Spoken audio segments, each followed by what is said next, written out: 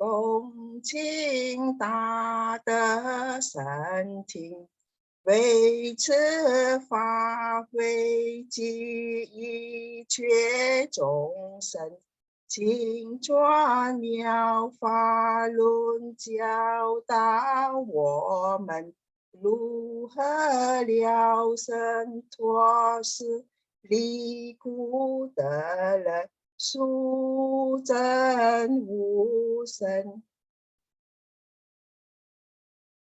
Build the Sangha with great virtue out of compassion for the sake of this assembly and all living beings.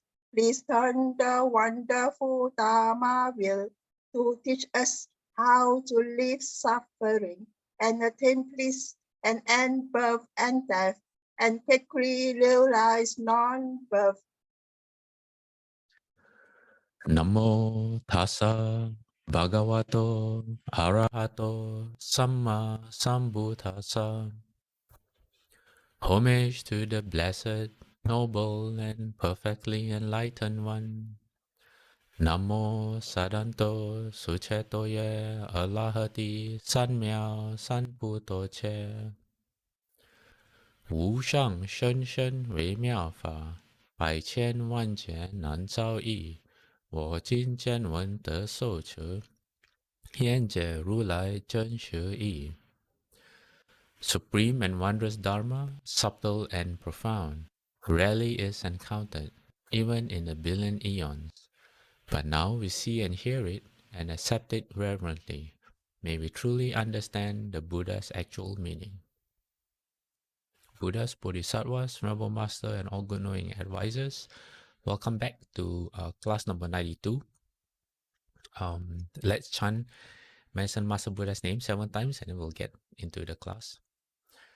Namo, quelling disasters, lengthening life, Medicine Master Buddha. Namo, quelling disasters, lengthening life, Medicine Master Buddha. Namo, quelling disasters, lengthening life, Medicine Master Buddha. Namo, quelling disasters, lengthening life, Medicine Master Buddha.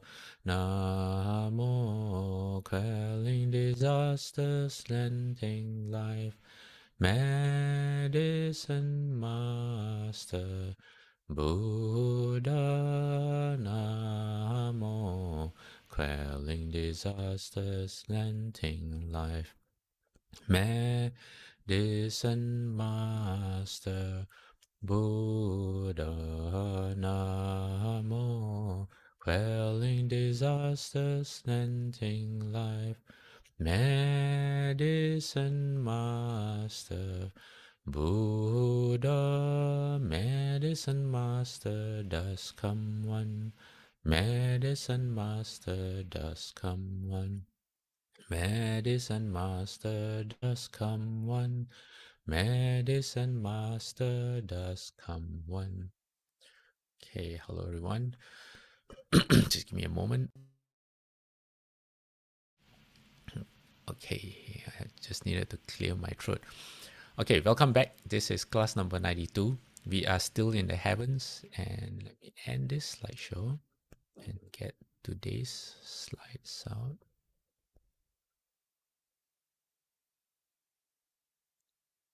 Okay. I have an image to show you. Okay, let me bring it up on screen. In terms of the heavens, it might be a little bit too small, but I'll zoom in. But this shows an overall picture. This is known as the 31 planes of existence, and it outlines all the possible planes of rebirth that you can take in the samsara realm. So if until you become a Buddha, kind of, you are still trapped or still bound within this 31 possible ways of existing. Okay, so when we go for rebirth, until we are fully free, say like even bodhisattvas are born in certain of these realms, and arhats too. So we have, if you look at your screen from the bottom, you see a number 1. It goes all the way up to number 31. So what I'm going to do now is let me figure out how to zoom in. Okay, there you go. Okay, we started at number 1, the 8 hells, and we have worked our way up to the humans. So we went through the animal realm, the hungry shades or hungry ghost realm, the asuras, where people like to, where the living beings are like warriors. They just love to fight. Yeah, we went through the our realm, the human beings. Then we went through the heaven of the 4 great kings. Then number 7 is the heaven of the 33 gods, or the Triumph Trimsha heaven. The spelling is different here because this is the Pali spelling. Usually we use the Sanskrit. This is the Pali. Then we went to the Yama Devas, or the Yama heaven, and then the Tushita heaven, number 9, also known as contented Devas. And then today we are going to look at number 10 and number 11. All right, the number 10 is the Nimara, let me see how to pronounce it. Nimanarati Deva, or the Narati gods, or the heavens delighting in creation. And number 11 is the Para Mita Vasa Vati devas or gods, where they have powers over the creation of others. Okay, what does that mean? Well, we're going to find out today. And okay, if you look at, let me see, let me zoom out just a bit. Let me see if it's there. Okay, if you look at the right side of your screen, you will see this yellow number 5 to number 11 is under yellow color. These are the realms in the desire realm. Maybe I will show you something else that maybe might be easier to see. So our realm right now is known as the realm of desire and the world of desire. And again, it's a bit small right now, but I'm going to zoom in. So the desire realm actually contains the hell realms, which is here, the hell realms.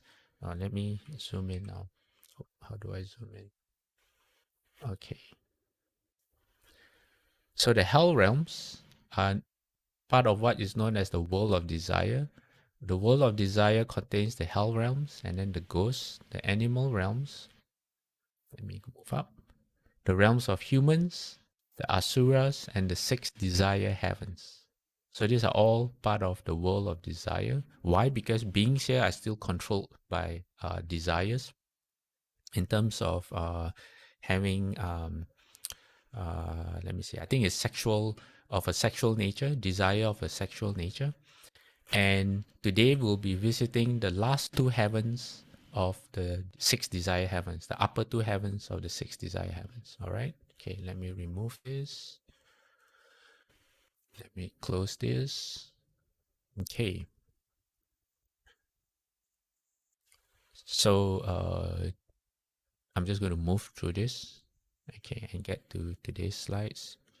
Okay, so first up is known as the Nirma Narati heaven, or otherwise known as the heaven of delight in creating.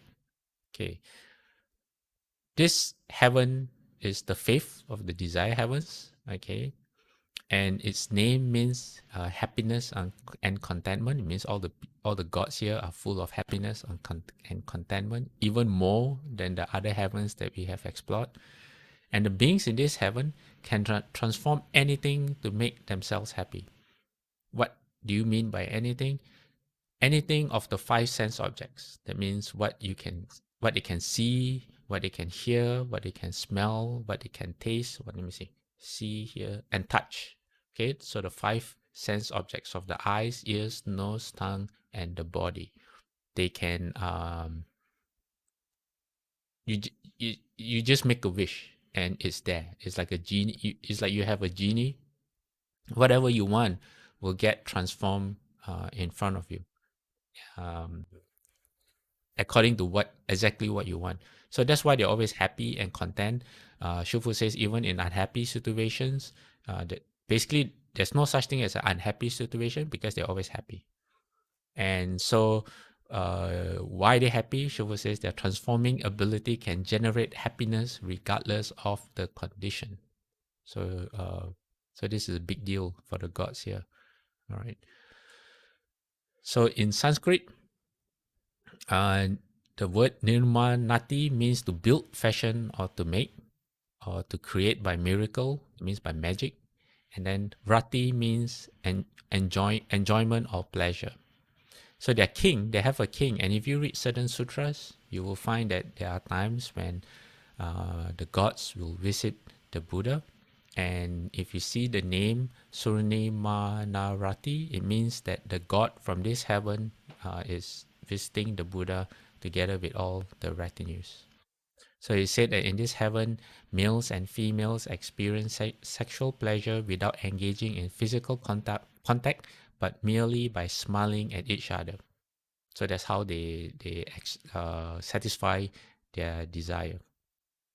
And the children produced from this union have the appearance of a 9-year-old child at birth. So it is said that in the heavens, depending on which heaven that you are born in, the lowest heaven, when you are reborn there, you take on the appearance of, I think, a 2-year-old child.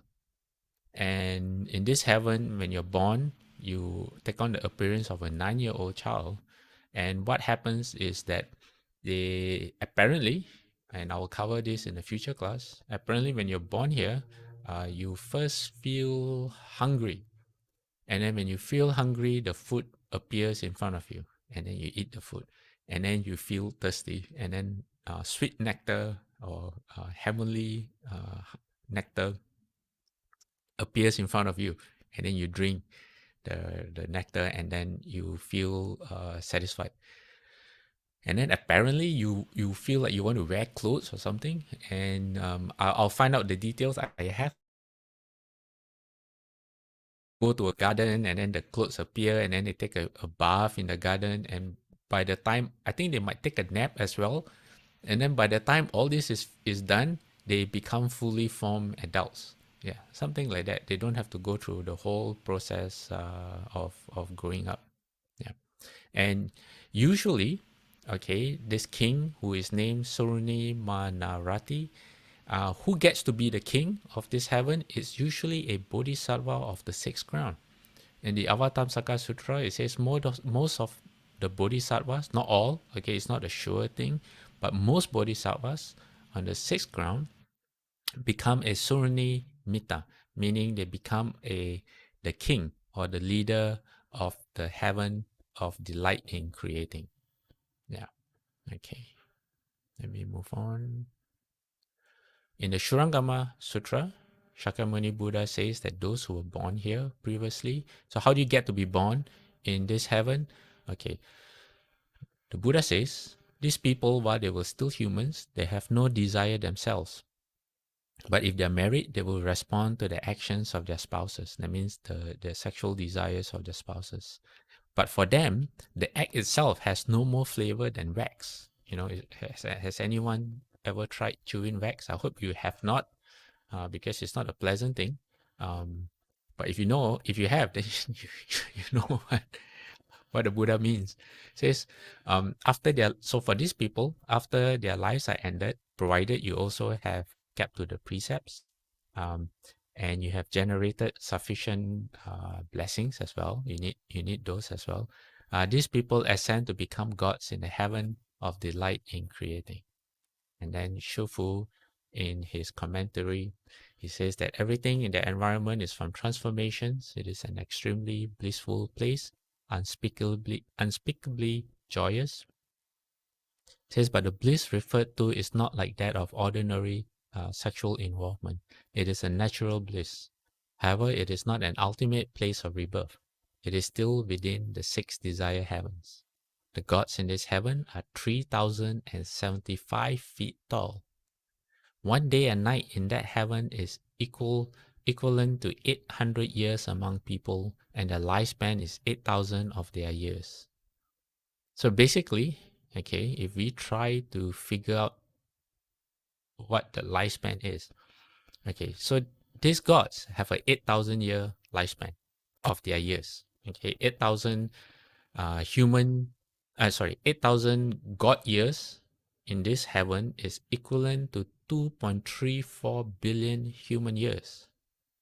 Okay, that's half the, if we take the scientists' view that our planet Earth is like, what is it, 5 billion years old, something like that. I'm not sure.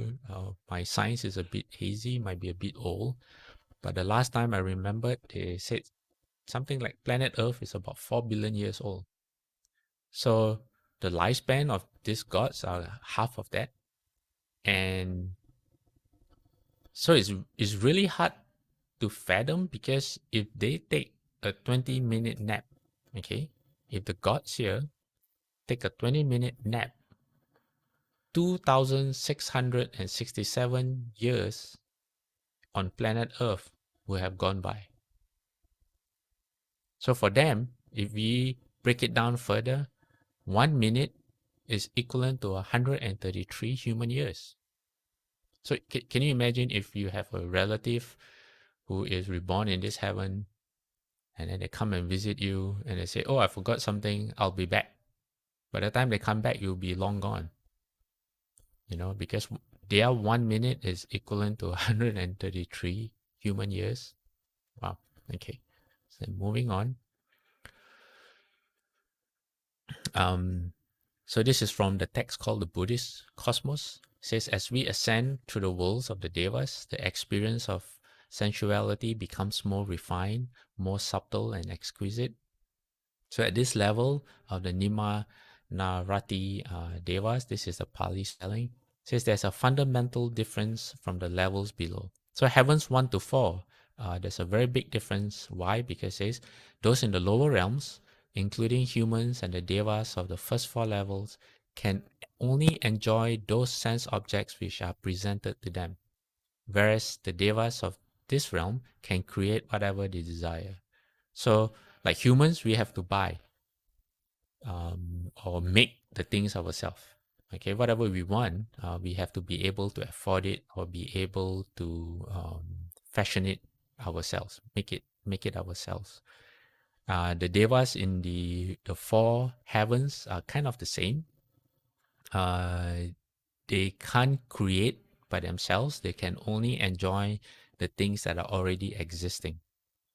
But this heaven, they can, it's kind of like, now they have 3D printers. Now you have 3D printers, and then if you have the right file, or if you can, create the right file for the 3D printer, you can print out whatever it is that you want. But you're still kind of limited in the materials, only certain kinds of plastic, and it's not really perfect because sometimes it goes wrong and it's not really ideal. You still have to finish it. But imagine if you have a magic 3D printer that immediately gives you everything that you want. So that's the difference between this heaven, the next heaven, and compared to the lower heavens. That's how great the blessings are of the living beings in this heaven. And then it says, according to the Abhidharma, what is the Abhidharma? The Abhidharma is a collection of commentaries on the Buddha's teachings. They are also known as the Shastra. So according to the commentaries, it says all sense experience is the result of past karma. So everything that living beings are able to experience is due to our past actions. It says this causal link is more immediate and obvious in the Deva worlds than it is among humans.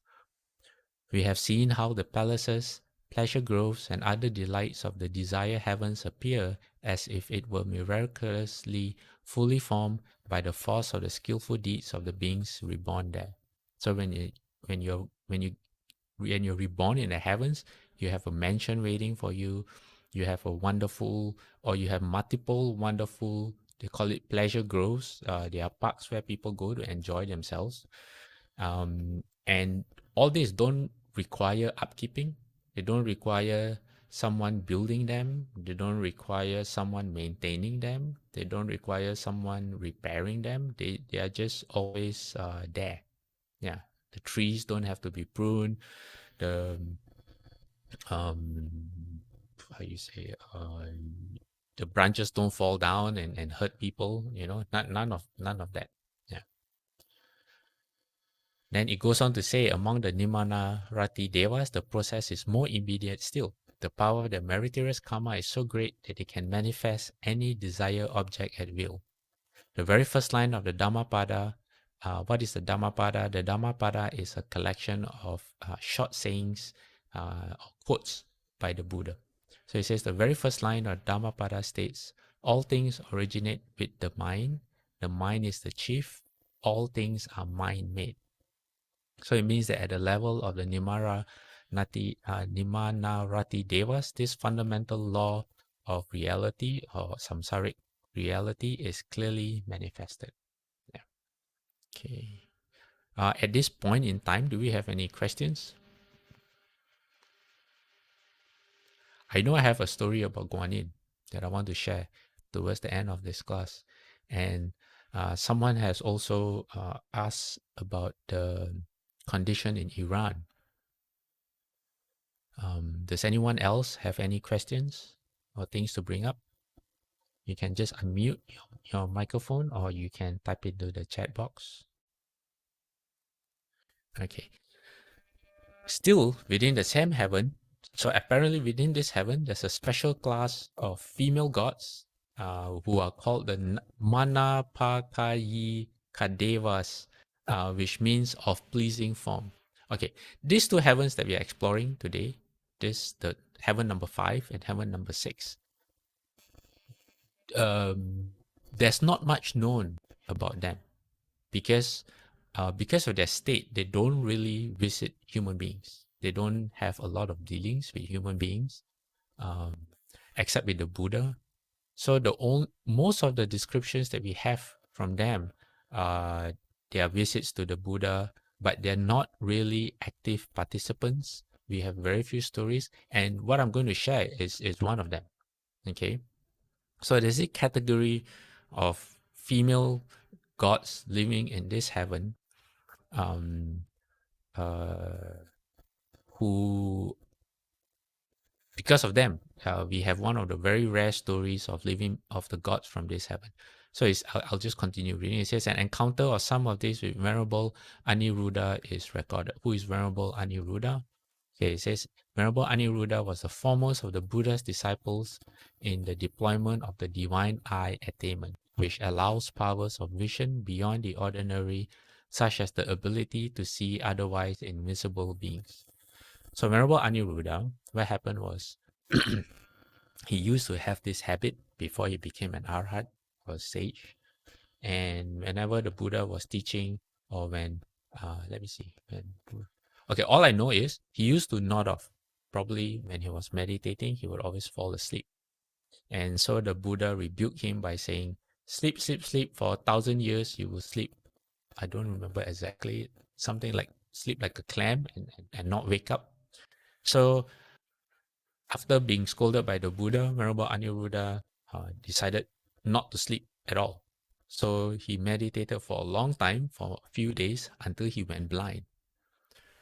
So then the Buddha taught him a way of concentrating his mind to the point that he could open his heavenly eye. So although he lost the ability to use his flesh eye, the eye that we all use, he opened his heavenly eye, and then he said that he could see the whole realm of Jambudvipa as clear. He's not Jambudvipa. He says he could see the whole realm even more than what the flesh eye could see.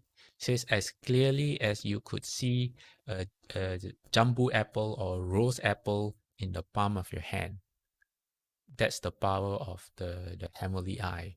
So that's Venerable Aniruddha. Okay. before we go to his story, okay, let's just explore quickly. So it is said that rebirth, if you want to be reborn in this special female class of devas in this heaven, it says, is a special reward of women who fulfill the duties of a wife well. This is given in a list of 8 qualities. Okay, so if you're a man, you're out of luck. Okay, if you're a man and you are a very good husband, you don't get a special heaven. But if you are playing the role of a wife and you do, how you say, care for your spouse, then this is kind of what awaits you. So what do? Okay, this list, it says, going to whatever husband her parents have arranged for her, she undertakes whatever duties need to be done and is pleasant in her conduct and speech. So one thing we have to remember is this was spoken a very, very long time ago. Okay, this was spoken 3,000 years ago. So in order to understand this, we sometimes have to look at the principle, like for example, non-contention, or the principle of fulfilling the responsibilities of a role rather than the specifics. Okay, all right. Number 2 is she honors those whom her husband honors. Number 3, she attends with skill and diligence to her domestic chores. Number 4, she manages the household servants and slaves well. Number 5, she protects the family wealth. Number 6, she is a faithful lay follower and takes refuge in the Buddha, Dharma, and Sangha. Number 7, she keeps the 5 precepts. Number 8, she is generous, delighting in giving. All right. So in other words, meaning you live in harmony with your family. You are a disciple of the Buddhas, and you live your life according to precepts. Okay, and you are not being irresponsible in your role. Yeah. Okay. So what's the story with Venerable Aniruddha? Okay. So this is from one of the greatest Buddhist works ever. It's called the Maha Prajna Paramita Shastra by a bodhisattva known as Nagarjuna, or dragon fruit. I think dragon fruit, not dragon fruit. Sorry, dragon dragon bodhisattva. Okay, so this is his commentary on a sutra known as the Sutra of Great Wisdom. So Maha means great, and Prajna Paramita means the paramita of wisdom. Prajna means wisdom. So there's a sutra that the Buddha spoke called the Maha Prajna Paramita Sutra. And Nagarjuna Bodhisattva gave a commentary on the sutra, so it's known as a Shastra. So this is from Nagarjuna Bodhisattva on the Maha Prajna Paramita Sutra. So he wrote, he said, once Venerable Aniruddha was dwelling among the Kosalas in a forest. Then a certain deity from the Triumphrimsha heaven approached him. Okay, so he starts off by saying that she was from the heaven of the 33, which is the Triumphrimsha heaven. But later he says that she was actually a, what do you call it? Let me go back one slide so I can pronounce it properly. That she was a Manapakayikadeva goddess. Yeah, so it's a bit hazy there. Okay, so what happened was this. So Venerable Aniruddha got a visit from this goddess, and her name was Jamini. And apparently she was his wife in her or his immediate past life. Or maybe he was her husband in his past life, but in her present life. It's not it's not very clear, but suffice to say that they used to be husband and wife. Okay, so she saw him and she said, turn your mind to where you have formerly lived, among the Triumphrimsha gods whose every wish is fulfilled, accompanied and surrounded by the daughters of the gods. You shine. So she's trying to remind him of his former life and asking him to come back to that former life. So Venerable Aniruddha replied, he says, the daughters of the gods have an unfortunate destiny, established in a corporeal existence. and those who desire the daughters of the gods have a bad destiny. So basically, he's saying that yes, you may be reborn in that heaven and you may be enjoying the fruits of that heaven, but because you have not ended birth and death, you are still bound by a corporeal existence that you, in the future, what could await you would be an unfortunate destiny. Because once your life ends, once your heavenly life ends, there's a possibility due to your past karma that you will fall and you will be totally powerless over what happens. Same thing for those who have intentions to be born in the heavens, is that the same fate awaits them. So Janali, his former wife, responds, says, those who do not see the Nandana Park, the abode of divine heroes, the glorious 33 gods, do not know bliss. If you have a good memory and you recall what we've covered in our past lectures, you will know that the Nandana Park is a pleasure grove, one of the best in the universe. And then the abode of divine heroes is a special palace where the gods have their meetings. So she says that if you have not seen it, you do not actually know what bliss is. You have no idea of what enjoyment is until you come to this heaven. So she still persists. Then Anirudra replies, she says, O foolish one, you do not understand the meaning of the Arhat saying, all formations are transitory, giving up to arising and sensation. As soon as they arise, they cease. To pacify them is bliss. For me, now there is no further rebirth among the gods. So he's saying that everything is impermanent. Even though you are reborn in the heavens and you have a long lifespan, it will still come to an end.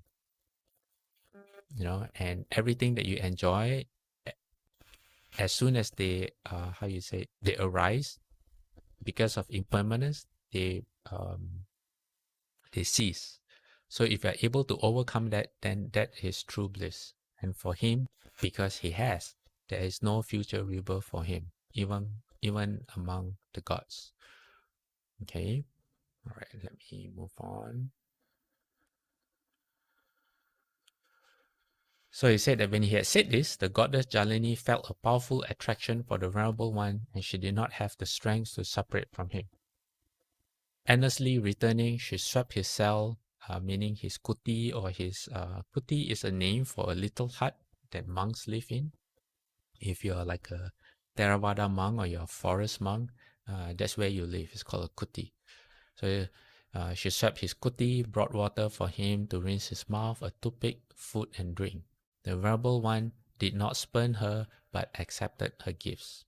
Okay. Let me explain that before we move on. So she felt this attraction for him because of their past karma together. And this is a very good segue to talk about what it means when we say purify karma. So for a long time, I always read about purifying karma. And I kind of thought I understood what it meant, but I also knew I didn't understand.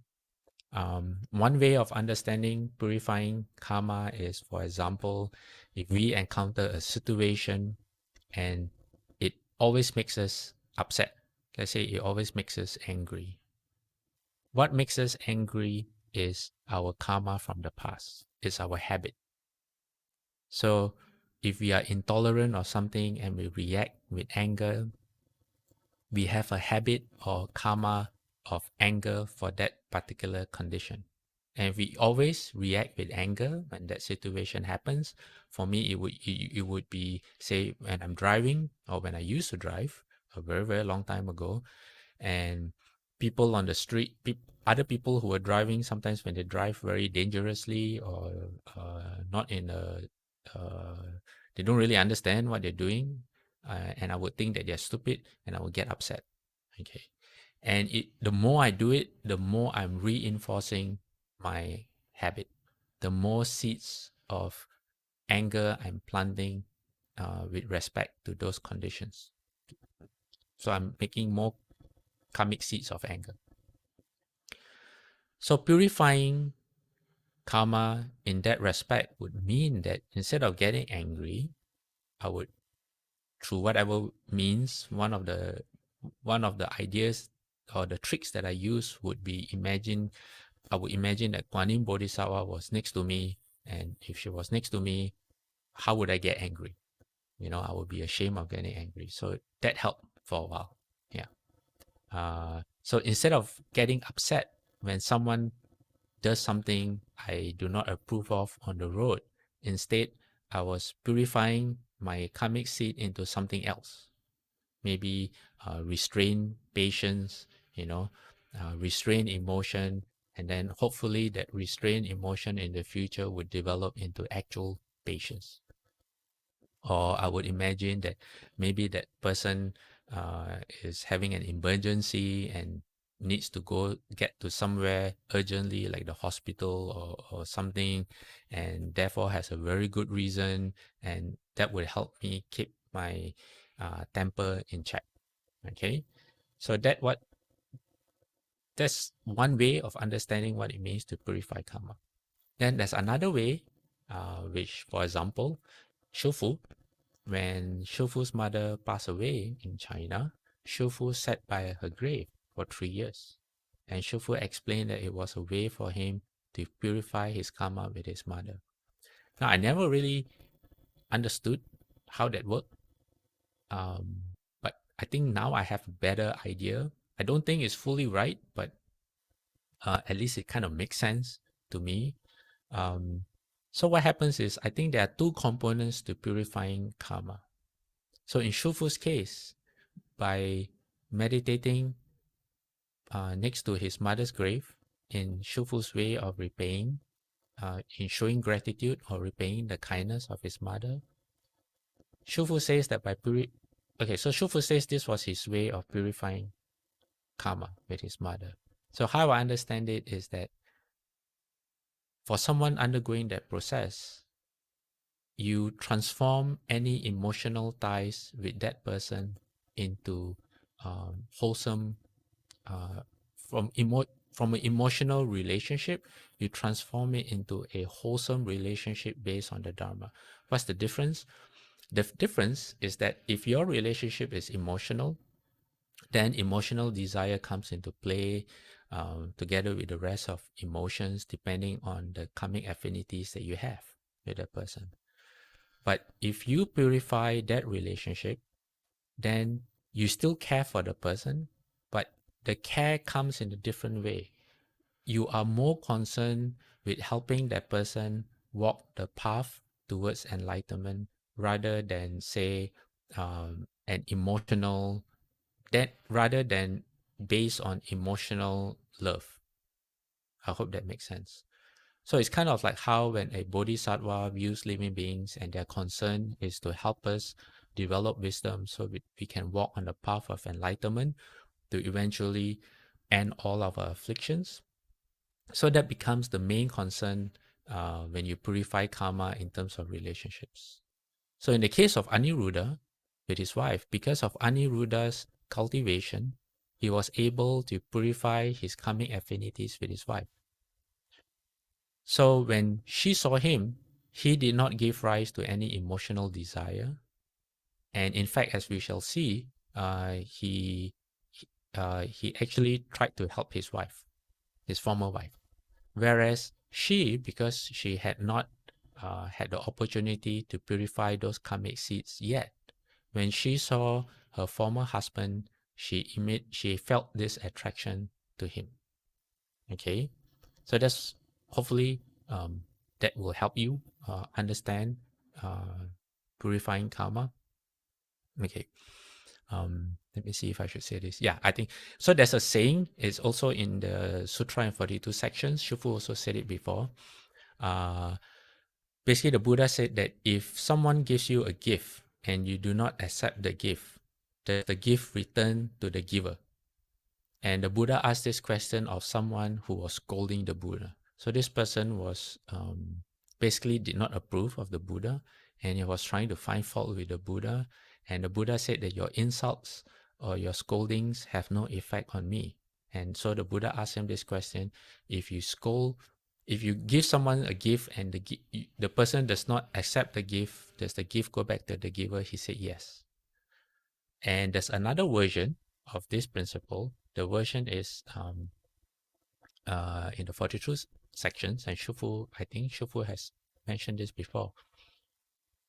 If you are scolded by someone and you do not get involved, you do not get upset, you do not get angry, you do not rise to defend yourself, that means you practice the principle of no fighting.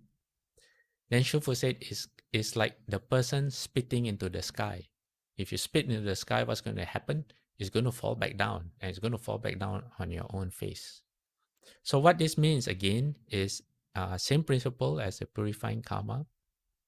If someone gets upset at you, they create their own karmic seeds. But if you do not get involved emotionally, you just leave that person alone. Shofu says you imagine if someone is calling you, they're speaking in another language and you don't understand what's going on, then you don't have to get involved. Then emotionally, you don't get involved, and that means that your karmic seeds do not, how you say, um, sorry, I just received a notification and that sidetrack. Okay, it means that if you do not get emotionally involved, then your karmic seeds do not get intertwined with that person. So in the future, when you meet this person again, whether in this life, if you remember, or in the next life when you don't remember, when that person sees you, that person will get upset with you. But because you karmically, you kept yourself pure, you have no effect. This person is like some crazy person to you. It's like, oh, I don't know why this person is upset with me. There's something wrong. Obviously, there's something wrong with this person. So this person gets upset because they haven't purified their karma with respect to you. But as far as you are concerned, you couldn't care less. It's totally his or her problem. Okay? So that's why it's important, Shufu says, not to fight. If other people want to be, I don't know, idiots or whoever they want to be, as long as you don't get involved, then in the future, you're going to save yourself a lot of trouble. All right? Okay, so that's kind of how it works. All right, let me move on our slide. Okay, so Venerable Anuruddha accepted her gifts, and then it is said one day the Venerable One whose robe was worn out was making his begging round isn't really the right word. It's called alms round. Yeah, because it's not begging. It's the total opposite of begging. Because when you go on alms round, so what happens when a monk goes on alms round is you go to the first 7 houses, and if you don't receive any food from the 7 houses, then you go home, and that's it. You go back to your kuti or your monastery, and if you get a bit of food, you eat the food or you share the food with the monks who did not go on alms. But if you do not get any food, then that's it. You don't get any food for that day. And going on alms round is not a begging for food. It's actually a way for other people to plant blessings. For those who are unable to devote their life full time to ending afflictions or suffering, like how a monk can, the next best thing is to generate blessings. So going on alms round has a mutual benefit where people get to plant blessings as well. So on his alms round, what his former wife did was she laid a celestial garment on a pile of garbage and went away. Okay, so Venerable Aniruddha, seeing this garment, he gathered it up, examined it, and recognizing that it was a garment that would suit him, he took it away. And out of it, he made the threefold monastic robes. Two disciples of high rank joined Aniruddha in making the robe. The teacher furnished the needle. Let me see. So he gave the needle, they make the rope, they stitch the rope together, and having been made, when he went on his alms round, the goddess procured alms for him. Okay. Sometimes alone, sometimes with another, she stayed close to the Venerable One. Finally, with two companions, she went to the cell of, or the kuti of Aniruddha, and said to him, "We are the goddesses of charming body, and we take every imaginable shape." So, charming body here means that special class of female gods in this Nirmanarati heaven. So, apparently, if you are this form of female goddess, your body can transform into anything. And so Aniruddha said to himself, and they're all always very pleasant looking forms. So he said, okay, since they say this, I will test that. So he thought to himself, may all become blue. So knowing the Venerable's mind, they became all blue. And then when he thought that they should be yellow, they transformed into yellow color. When he thought that they should be red and white, they transformed themselves accordingly. So this made them really happy because they thought that, oh, he wants to look at us in our different pleasing forms. So they thought the Venerable One appreciates our beauty, and then they started to put on a show. So one of them was singing, the second one was dancing, and then the third one snapped her fingers, I think to provide a beat or something. And then, but it says when the Venerable One averted his senses, then it says, okay, so when that happened, when they started putting on the show, Venerable Aniruddha averted his senses. What does this mean? Well, this means you pull back your attention. Instead of your eyes opening really wide and taking in everything that you can see, you either physically avert your gaze, or you close your eyes, or you do not pay any attention to the forms in front of your eyes. Same goes with your ears, your nose, your tongue, and your body. So in this case, probably it was the eyes and the ears of Aniruddha that he pulled back. So you pull back your concentration back into the body. How do you do that? You practice, you try it out. For those of you who have no idea what that means, you it's not something that can really be explained. It's like how Guanyin Bodhisattva in the Shurangama Sutra, when he was explaining his method of meditation, he said he pulled back his hearing from the source of the hearing all the way back into his ear faculty. Maybe the first time you read that, it might not make any sense at all. And then maybe the third, fourth time, you may understand the words, but not what it means. But maybe after a while, and you try it out, you find a place to sit down quietly and you experiment for yourself. And then you realize, oh, this is what it means to pull back my hearing to the source. Yeah. Okay.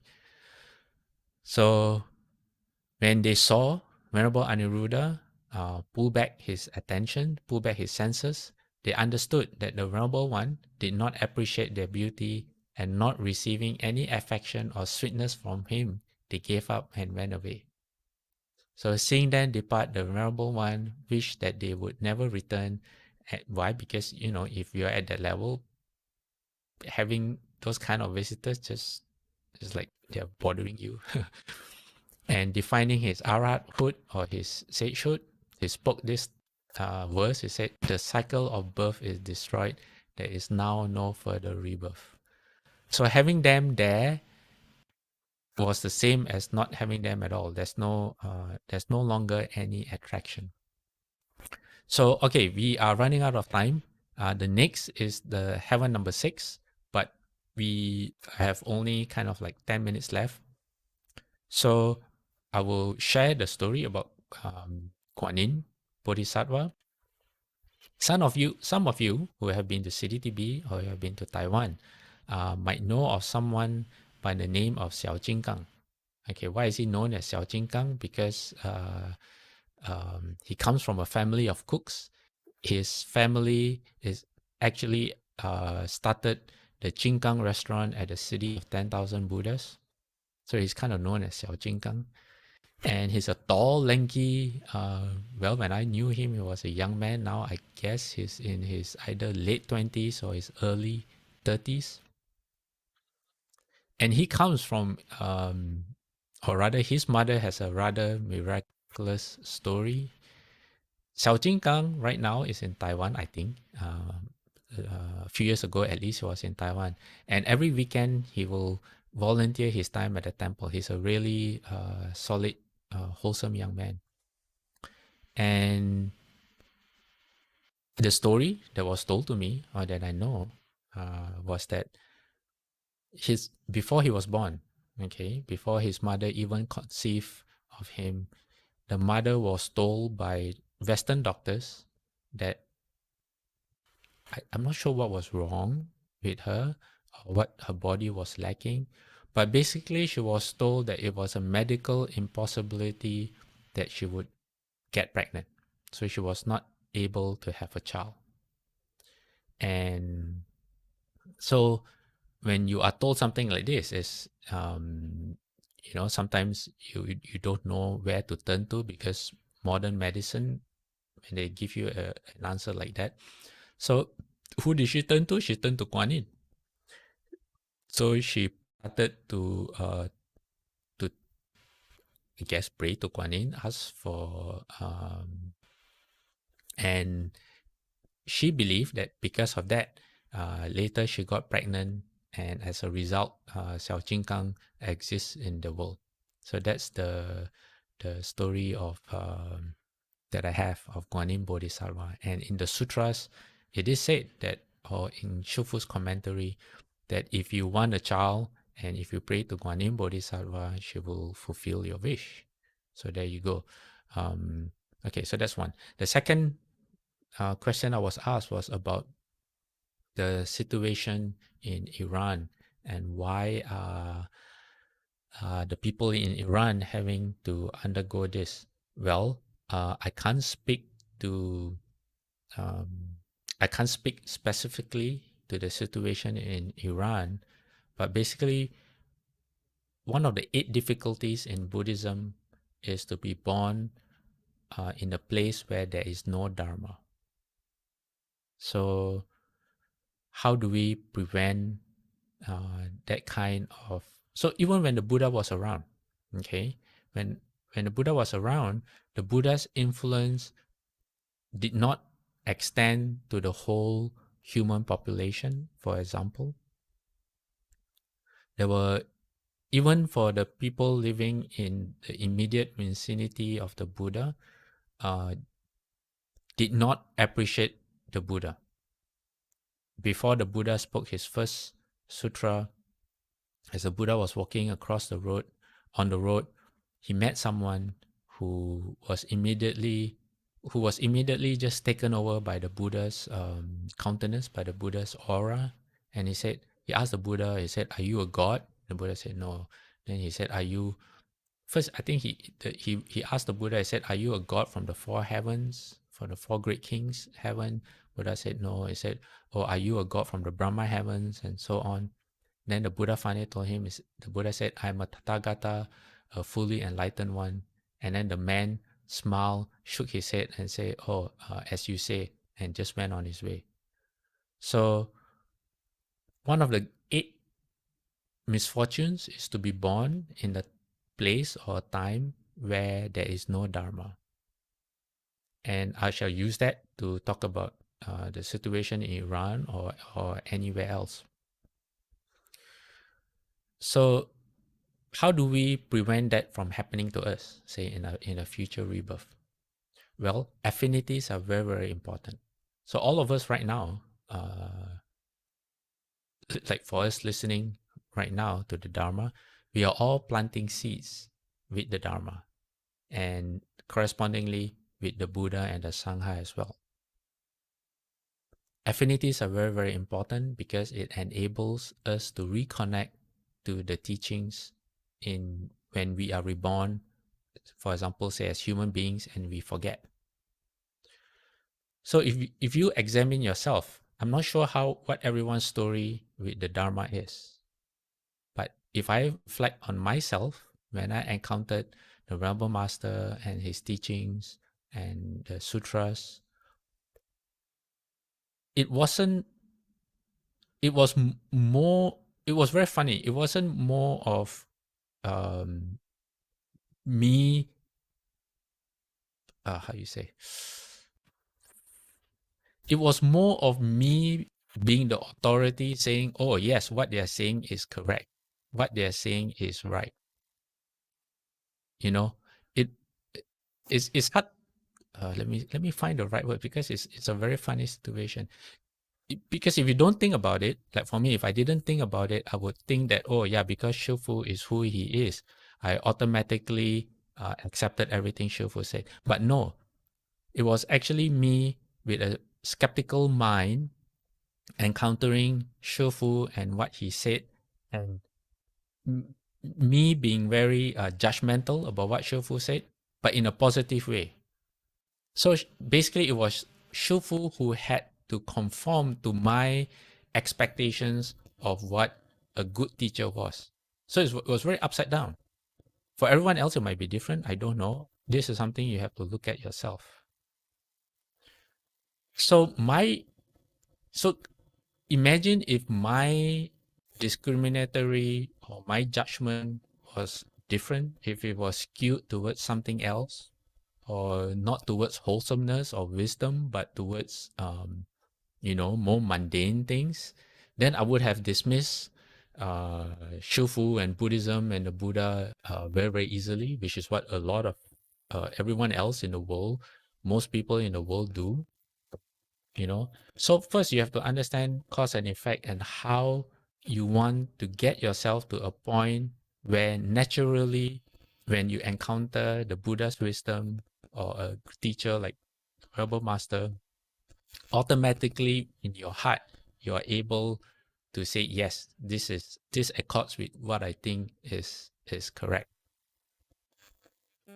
Okay, so to create that kind of understanding, right now when we're understanding the wisdom of the sutras and the commentaries, we have to be able to engage with them in such a way that it transforms the way we think, that we let go of unwholesome habits of thinking, and we can develop wholesome habits, new wholesome habits of thinking.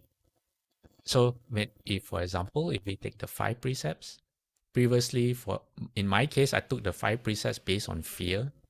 The 5 precepts were explained to me in a way that made me be afraid of being reborn in the hells, or being reborn as an animal. And Chinese people are very good at fear-based motivation. But over time, so it was kind of like I was forced to take the precepts by myself, and by how you say, I knew it was a good thing, but it didn't feel very wholesome. There was more fear in the in the in the motivation than, say, humanity reasons, or like for reasons that make you become a bodhisattva. So when I took the precept, it was very hard. It wasn't soft, it was hard. And some people, meaning of hard means like you impose your belief on other people. You start to preach to other people about why they shouldn't eat meat, for example, or you because you are vegetarian, you don't care that you make it inconvenient for other people. So you're not soft at all, you're very hard. You hold the precepts very, very strictly in that sense. But after a while, I realized that the precepts are meant to give rise to your humanity, to the goodness, to all the goodness that you possess. And then it transformed the way I held the precepts. And then after a while, it becomes natural. So hopefully, by developing these new habits in the future, when I encounter something that makes sense in that way, it immediately becomes second nature for me. Without hesitation, I will say, yeah, this makes perfect sense. Oh, coming across wisdom like this is so hard to find. It makes perfect sense. I want to follow this person. Something like that. Okay, so that's one way of developing affinities. Why is affinities important? Well, again, from Nagarjuna Bodhisattva, he says there was an incident where Venerable, let me see who it was, Ananda. Venerable Ananda made a plea to the Buddha. He said, Shakyamuni Buddha, there's this old lady that would that you should go and save, meaning go and preach Dharma to this old lady because it would really help her. And then the Buddha said, no. And then remember Ananda made the request a second time, said, please go and talk to this old lady because she needs help. The Buddha said, no. Then the third time, and then it is said that if you request the Buddha 3 times, then the Buddha will say yes. So that's why in when we request for Dharma, we do it. There are certain things that we do in a multiple of 3. So finally, the Buddha said, "Okay, I will agree, but I will let you know first that it is it will be of no use." So it is said that the Buddha approached the lady from one direction, and then the old lady turned her head in the opposite direction away from the Buddha. And then the Buddha came from that direction, but she would turn her head in a different direction away from the Buddha. And when she turned her head downwards looking at the ground, the Buddha would come up from the ground. Then she would turn her head up into the sky, and the Buddha would come down from the sky. So it is said that all the 10 directions the Buddha came from, she evaded the Buddha. So the Buddha was not successful. In other words, it is a very nice way of saying that the Buddha tried. The Buddha tried different ways of engaging with this lady, but this lady did not want anything to do with Buddha. There was no positive affinities there. So affinities come both ways. The Buddhas, the Bodhisattvas may try to create positive affinities with us. For example, like Guanyin. Guanyin, by fulfilling the request of Xiao Jingang's mother, and okay, so I don't know for sure if it was due to Guanyin, okay, but as far as Xiao Jingang's mother is concerned, based on her medical record and based on her history with Guanyin, she is utterly convinced it was because of Guanyin Bodhisattva, okay? So going by that, Guanyin has very, very positive affinities with her, with Xiao Jingang's mom. And that positive affinity in the future life will enable Guanyin Bodhisattva to get close to Xiao Jingang's mom, because if they meet as strangers, if she does not recognize who Guanyin is, the moment she hears of Guanyin's name or encounters a transformation body of Guanyin, it is just like how, when you meet someone and instantly you become best friends, that kind of affinity. Okay. Okay, let me mute Randy. Okay. But if you don't have a positive affinity with someone, or worse still, you have a negative affinity with someone, then that person may have all the wisdom in the world, but when they try to help you, you will reject them. And that makes life very, very difficult for the Buddhas and the Bodhisattvas who are trying to save you. Not to mention making life very, very difficult for yourself. Okay, so which is why sometimes you encounter cautionary tales where the sutras caution people against gossiping about Lafon people, or creating a negative impression about lay people or Lafon people who are trying to practice, is because you do not want to have to create those kind of negative affinities for yourself.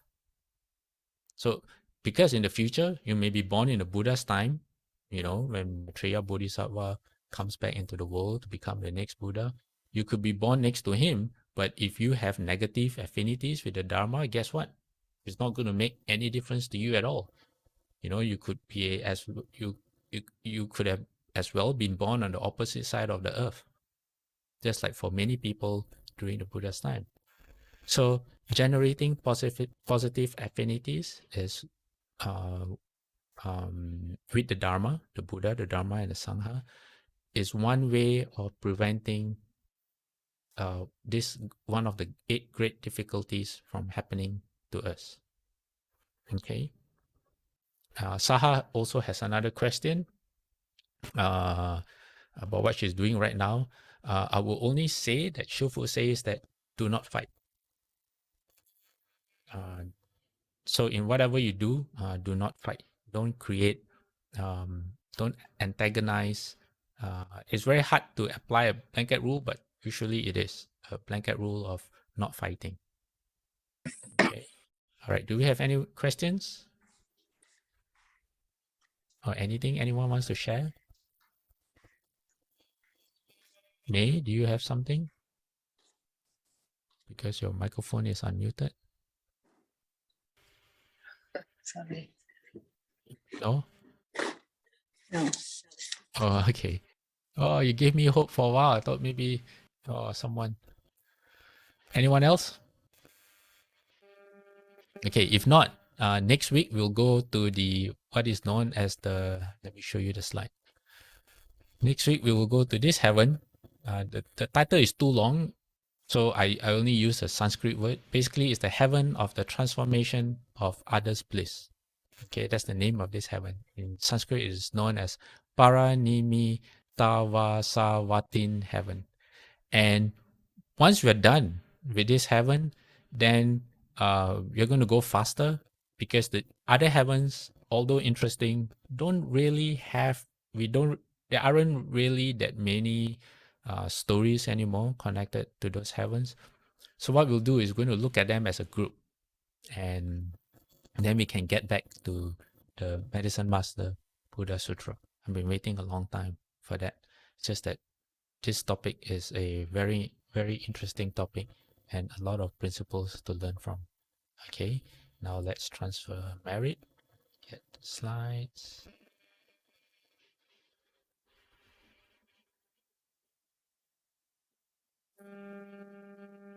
Okay, invite everyone in joining me in putting our palms together. May every living being, our minds as one and radiant with light, share the fruits of peace with hearts of goodness, luminous and bright. If people hear and see how hands and hearts can find in giving unity, may our minds awake to great compassion, wisdom, and to joy. May kindness find reward. May all who sorrow leave their grief and pain. May this boundless light dispel the darkness of our endless night. Because our hearts are one, this world of pain turns into paradise. May all become compassionate and wise. May all become compassionate. May all become compassionate and wise. Sorry, I accidentally muted my microphone there. Okay, so we're going to do 3 bows to the Buddha. Okay, first bow. Second bow. Third bow. Half bow. Bowing respect to the Venerable Master. Second bow. Third bow. Half bow. All right, everyone. Thank you for joining us, and we'll see you next week. Thank you, 法师。阿弥 Ah, 陀 you're 佛。 welcome. 阿弥陀佛。感恩法师，阿弥陀佛。感恩法师。